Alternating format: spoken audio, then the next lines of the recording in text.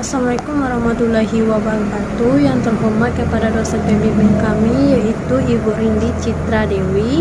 Puji syukur kehadiran Allah Subhanahu wa taala yang telah memberi kita nikmat yang begitu luar biasa untuk kita semua. Dan tidak lupa juga selawat berikan salam kepada Nabi besar kita yaitu Nabi Muhammad SAW. Baiklah, saya Dini Ega Putri dari kelas akuntansi 4 dengan BP 20 10 11 55 11 0163. Hari ini saya berperan sebagai moderator. Topik hari ini adalah peraturan baru mengenai pajak.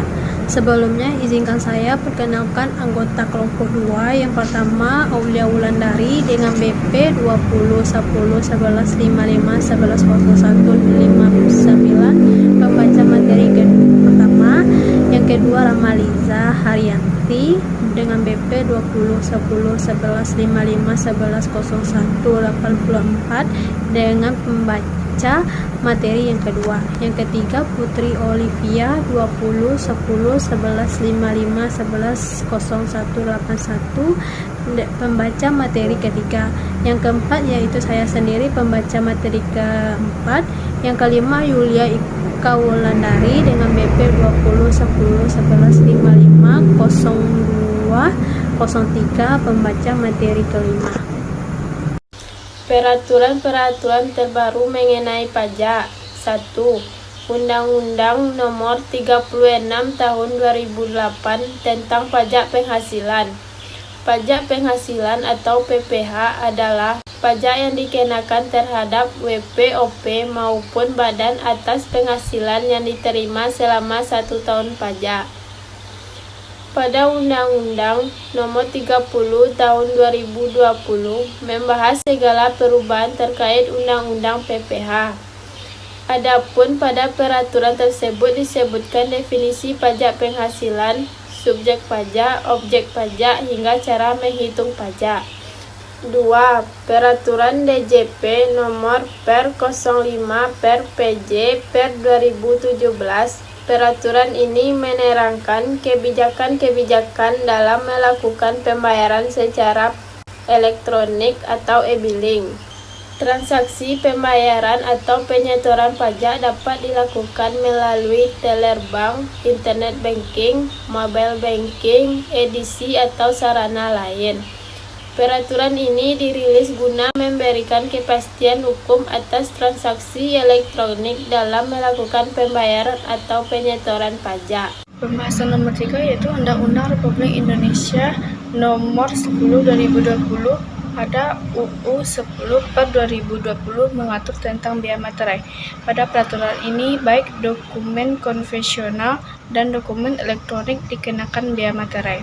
Kebijakan ini dirilis guna memberi kepastian hukum dalam pemungutan biaya materai, terutama pada dokumen elektronik yang saat ini sudah digunakan secara umum. Yang nomor 4, Peraturan Direktur Jenderal Pajak Per 09 Per PJ Per 2020. Kebijakan tersebut mengatur bentuk-bentuk, isi hingga tata cara dalam melakukan pengisian surat setoran pajak atau SSP. SSP merupakan dokumen yang berisi informasi meliputi NPWP, nama wajib pajak, alamat wajib pajak, nomor objek pajak, kode akun pajak, hingga kode jenis setoran. Baiklah, saya akan melanjutkan, yaitu yang kelima, Peraturan Menteri Keuangan Nomor 16/PMK.10/2016. Peraturan ini menerangkan mengenai pemungutan PPh 22 terkait pembayaran atas penyerahan barang dan kegiatan di bidang impor atau kegiatan usaha di bidang lain. Peraturan ini merupakan perubahan kelima atas PMK 15/2010. Adapun ketentuan yang diubah mengenai subjek pemungutan pajak dan besaran pemungutan pajak. Selanjutnya yang keenam, Peraturan DJP Nomor Per Strip 01/PJ/2016.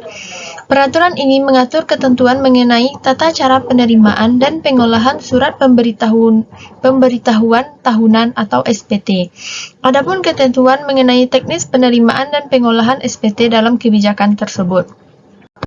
7. Peraturan Materi Keuangan Nomor 184 PMK 03 tahun 2007.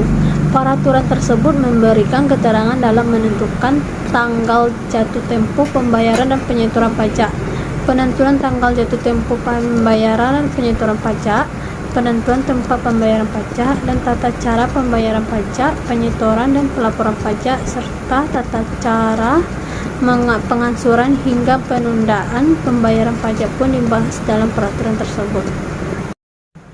8. Undang-Undang Nomor 42 Tahun 2009. Peraturan ini mengatur tentang pajak ketambahan nilai atau PPN dan pajak penjualan atas barang mewah.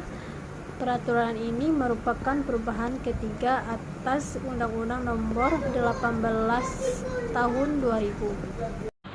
Selanjutnya yang nomor 9, PPKM nomor 32 atau PMK 10/2019. Peraturan ini membahas mengenai batasan kegiatan jenis jasa kena pajak JKP yang atas ekspornya yang dikenakan PPN menurut pasal 4 ayat 1 yang berbunyi jasa maklon, jasa perbaikan dan perawatan, dan jasa pengurusan transportasi merupakan jenis JKP berupa kegiatan pelayanan untuk dimanfaatkan di luar daerah pabean. Nomor 10, Keputusan DJP nomor Kep 95 atau PJ tahun 2019. Peraturan ini membahas mengenai pengecualian dalam pengenaan sanksi berupa denda atas keterlambatan penyampaian SPT PPh WPOP tahun pajak 2018. Baiklah, sampai di sini tentang pembahasan materi kami. Kalau ada kata-kata yang salah, mohon maaf. Assalamualaikum warahmatullahi wabarakatuh.